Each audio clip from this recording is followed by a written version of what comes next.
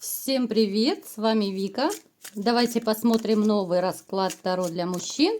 Жалеет ли она о разрыве с вами? Как всегда, настраивайтесь на расклад. Для энергообмена ставьте лайк, подписывайтесь на мой канал, делитесь видео с друзьями. Не забывайте писать побольше комментариев для продвижения канала. И смотрим, в каких энергиях вы находитесь.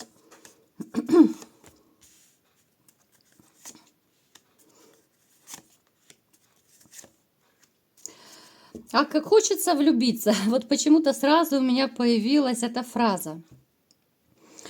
Острая нехватка любви. Вот ваш такой вот излюбленный диагноз, да, который я периодически ставлю в своих видео.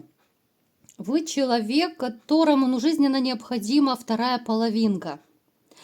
Здесь проигрывается нехватка женщины, женщины любимой, женщины, с которой будете, знаете, вот как одно целое, что ли, да?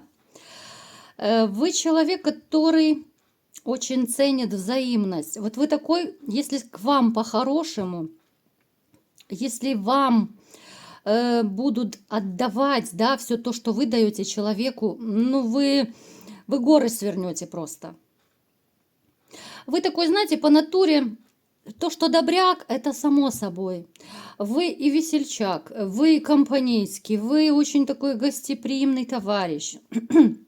Вы живете, ну, абсолютно не разумом, не какими-то логическими просчетами. Вот вы не умеете просчитывать, вы не умеете быть корыстным. И иногда из-за этого вы, может быть, даже в какой-то просак попадали.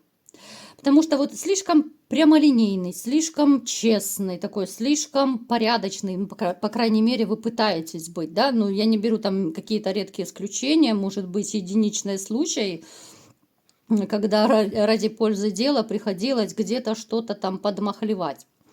А так, в принципе, знаете, вот ваш характер – это ваш плюс и ваш минус одновременно. Вот женщины, которые вас окружают по жизни, они очень четко видят, какой вы, да, вот добряк. Вот ваша доброта, вот не зря говорят, доброта погубит. В каком-то смысле вас доброта и погубила в свое время, да, потому что проигрывается и расставание с женщиной, проигрывается какой-то момент, ну, период, да, когда вы абсолютно не общались с женщинами другими. У кого-то сейчас такой период может проходить. Кто-то его пережил. Женщины вот как-то, знаете, вот смотрят на вас как...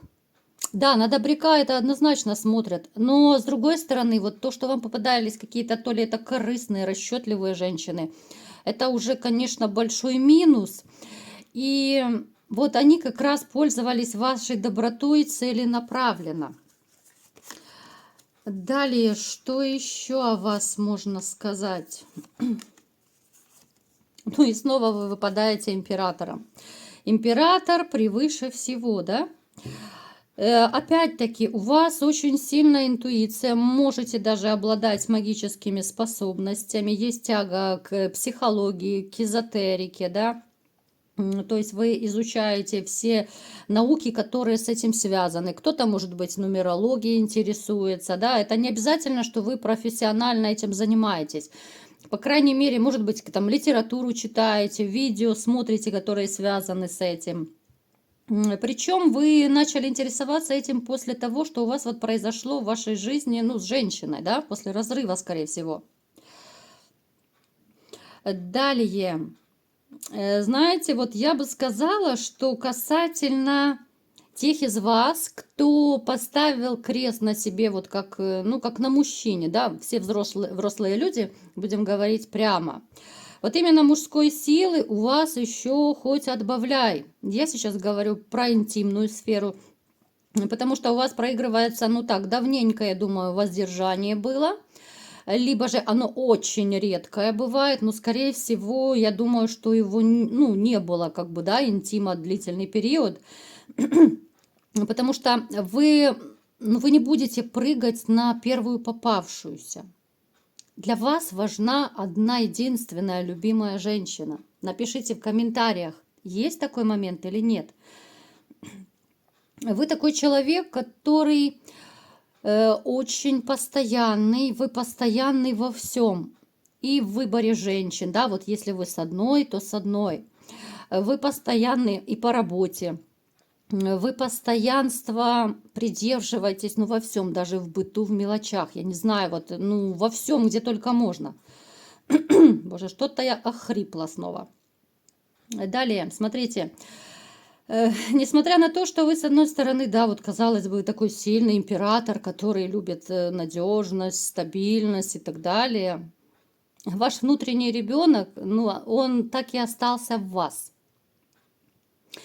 Об этом может говорить и то, что вы периодически любите дурачиться, да, особенно когда это какой-то близкий круг людей, может быть, с близкими друзьями, вот, ну, таких пацанов, своих корешей, да, включаете. Особенно если немножко под шофе, либо же когда вот есть любимая женщина, вы можете подурачиться, как дети, по-доброму подкалывать, подшучивать друг над другом. Ну, то есть такой вот ребенок в душе есть. Естественно, на людях, да, вот на работе, когда вы в социум выходите, вы не будете так дурачиться, вы будете такой серьезный, строгий дяденька. Но этот внутренний ребенок, он таки в вас живет. Я вам скажу, что вы очень, кстати, любите компании.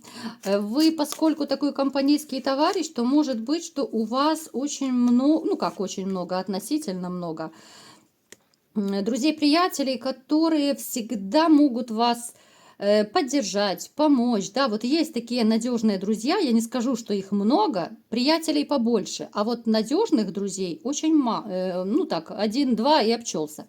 Причем у вас была сложная ситуация с женщиной, и эти как раз друзья, они вам помогали выйти из этого состояния. Те, кто сейчас находится в грусти, в печали, да, может быть, свежий развод у вас был, то у вас точно так же есть друзья-приятели, которые, но они не дадут вам упасть. Смотрите, момент сомнений. Вот, знаете, такой парадокс получается. Сомневающийся император. Давайте уточним, почему же вы такой сомневающийся? Ну, конечно же, потому что здесь проигрывается очень четко. После вашего разрыва у вас появилась, ну, такая, скажем, черта, да, как угодно это называйте, сомнительность появилась.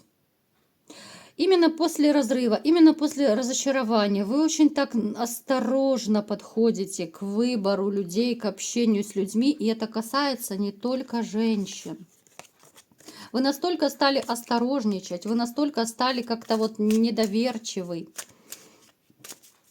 Какой-то период, я бы сказала, что вы даже были, ну, таким добровольным отшельником, пока вы это все переживали. Эта черта и дальше идет с вами, вот это вот сомнение, вот это вот недоверчивость, да.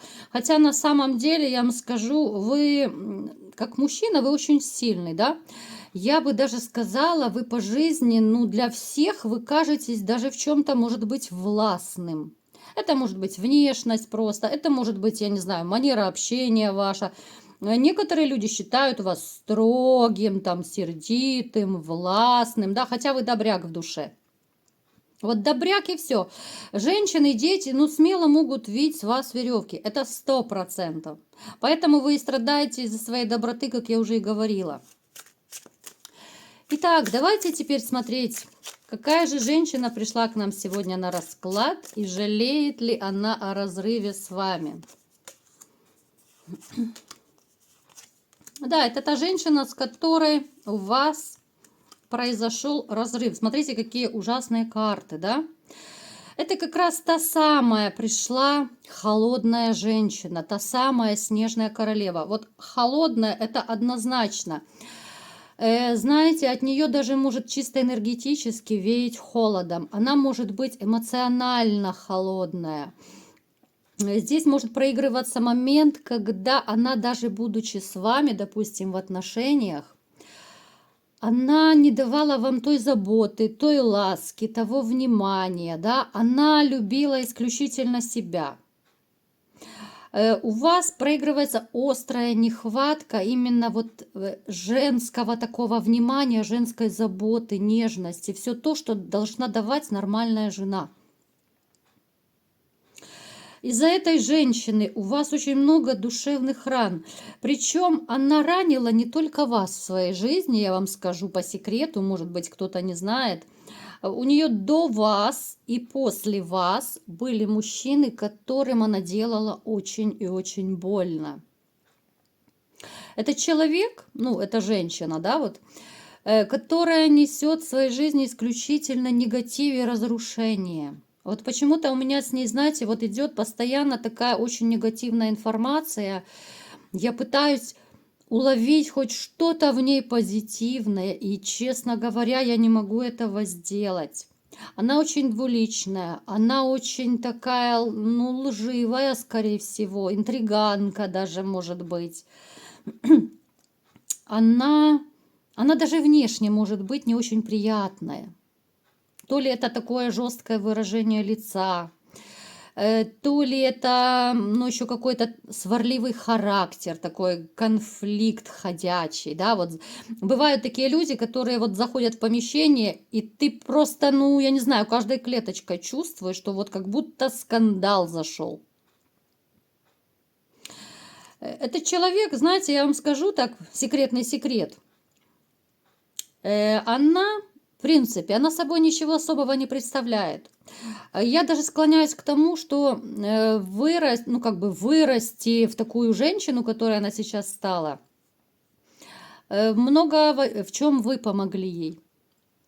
Напишите, есть такой момент или нет.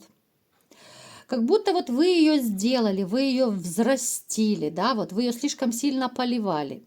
Вот как цветочек поливали, да, я почему говорю так, вот как с цветком я сравниваю. Слишком сильно поливали ее и деньгами, и подарками, и своей любовью, всем, чем только можно в этот цветочек, да, который стал такой черной чайной розой, да, вот.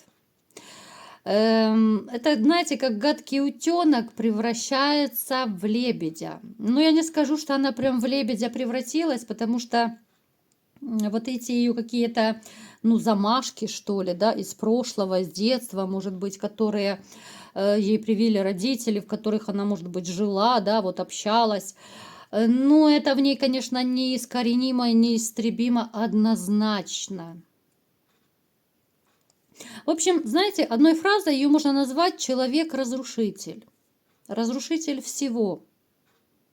Несет очень негативную энергетику. Эта женщина, не хочу даже больше о ней говорить. Давайте посмотрим все-таки, жалеет ли эта снежная королева о разрыве с вами.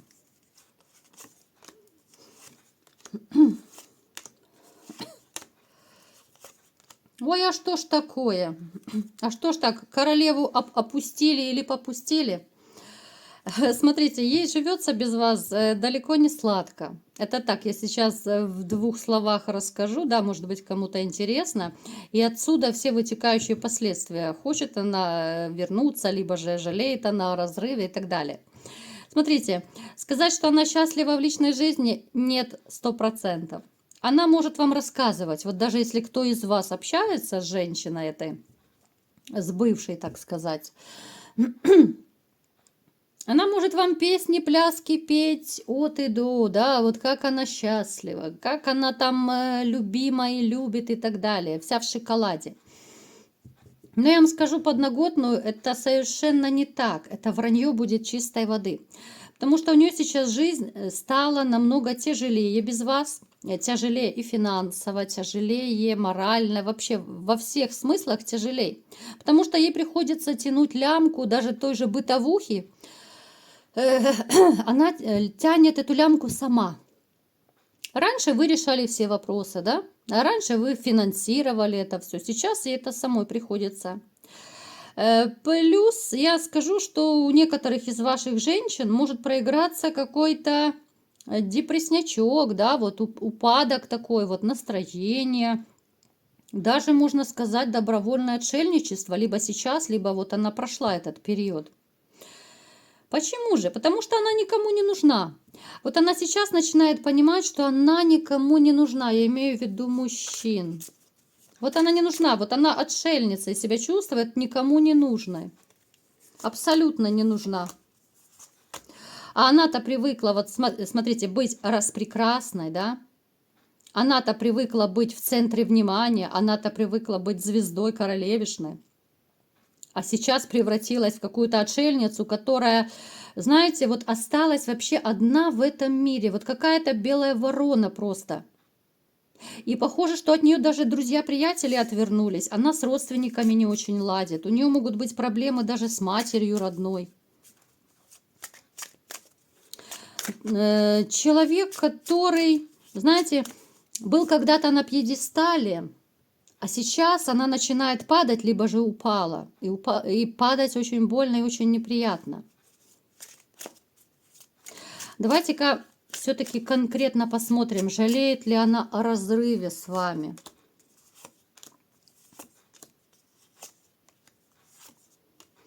Знаете, ребят, я, может быть, кого-то удивлю, но она таки жалеет. Она жалеет, что она потеряла семью, она потеряла тот комфорт, в котором она жила.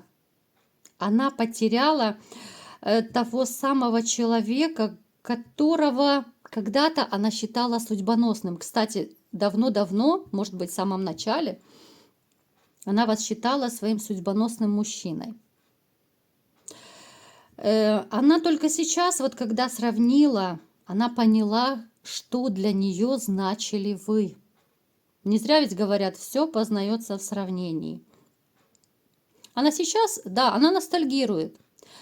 Верите вы или не верите, да, вот может быть кто-то мне напишет, что да не может быть, да она в шоколаде. Вы же понимаете, что даже если, хорошо, мы допустим, что это, ну, как бы общий расклад, да, я допускаю, что некоторые из ваших женщин могут быть замужем. Хорошо, возьмем даже эту ситуацию, потому что у каждого будет по-разному резонировать. Если она в этих отношениях, хорошо, возьмем даже этот момент – тех, кто живет с кем-то, да, потому что у всех по-разному проиграется. Она в этих отношениях несчастлива, даже если она с кем-то и живет. Я не вижу любви. Это одиночество вдвоем 100%. Она несчастна в любом случае. Хоть она одна, хоть она даже с кем-то и живет. Это иллюзия семьи, это иллюзия счастья, да, когда люди выходят на люди и притворяются любящими по какой-то причине, да, у каждого это своя причина, кто-то обычно, ну, ради денег это все делает, ради комфорта, да, но я все-таки склоняюсь, что у нее нет серьезных отношений, вот нет, она кусает локти, вот она кусает локти, да, она об этом не говорит. Но она жалеет о том, что ей давали вы, потому что ну, больше она не встретила такого мужчину. Она вспоминает, даже, может быть, вы снитесь ей, вот снитесь, когда все было хорошо. Знаете, как бывает такое чувство, когда снишься, и ты так счастлив во сне, а потом просыпаешься и ну, с таким сожалением думаешь, что елки-палки, а это же всего лишь сон, да, а тебе во сне было так хорошо. Вот такого рода, да, у нее тоже могут и сны быть, какие-то воспоминания, да, вот именно того периода. Поэтому, да, ребята, она жалеет о разрыве, она об этом жалеет, но, естественно, вам она об этом никогда не скажет. Ее можно пожалеть вот чисто по-человечески. Она несчастная женщина, вот как ни крути. Она сама накосячила, она разрушила вашу жизнь, она разрушила свою жизнь. Ну а теперь пусть кусает локти, а локти, наверное, вкусные.